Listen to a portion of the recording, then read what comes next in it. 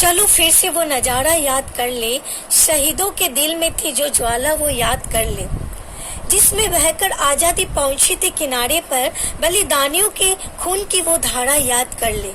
जय जिनेंद्र, मैं सबिता जैन अपने YouTube चैनल पर आप सभी का स्वागत करती हूँ।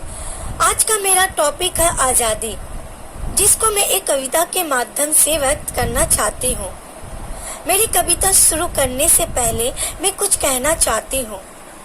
अपने देश का नाम है भारत, जो कि आजाद देश है, लेकिन हम में से कितने लोग हैं जो इस बात को लेकर गर्व करते हैं कि हम जहाँ रहते हैं वहाँ इतनी आजादी है। तो इसी को लेकर मैं कविता सुनाने जा रही हूँ, जिसका नाम है आजादी।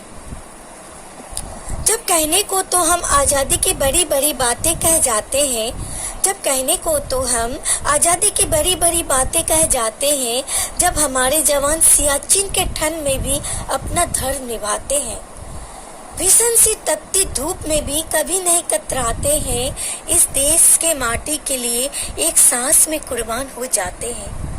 तो क्या हम वाकई में आजादी का मूल्य समझ भी पाते हैं? जब कई नेता उनके इस कुर्बानी पे अपनी कुछ विशेष टिप्पणी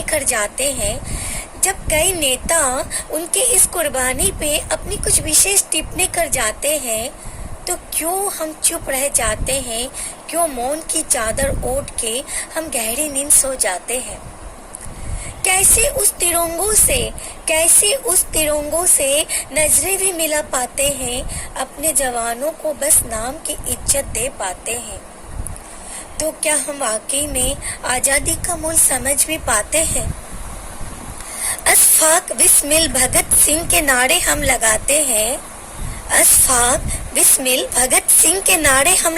हैं, हिंदू मुस्लिम सिख ईसाई सब है भाई भाई, ये भी बतलाते हैं।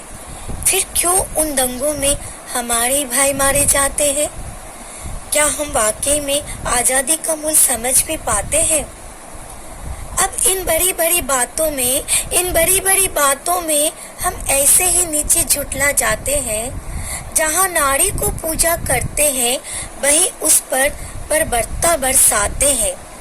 ये कैसी सोच है और इसे हम कहाँ से लाते हैं?